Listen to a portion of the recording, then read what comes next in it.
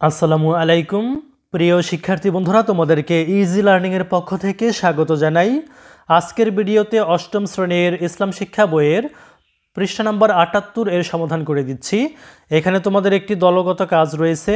বলছে যে শিক্ষার্থীরা পবিত্র কুরআনের বিস্ময়কর বৈশিষ্ট্য ও মাহাত্ম্য নিয়ে দলে আলোচনা করে পোস্টার পেপারে উপস্থাপন করবে। এখন আমরা সে কাজটুকু করব। চলো শুরু করা যাক। এখানে আমরা একটি পোস্টার তৈরি করে ফেলেছি। দলের নাম দিয়েছি মেঘনা।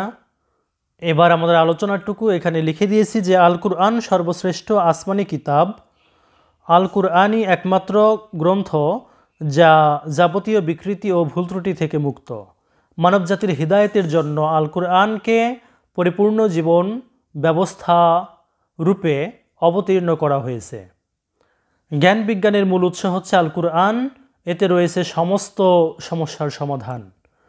প্রিয় শিক্ষার্থী বন্ধুরা, যদি ভিডিওটি ভালো লাগে শেয়ার করে দিও। ধন্যবাদ সবাইকে সাথে থাকার জন্য।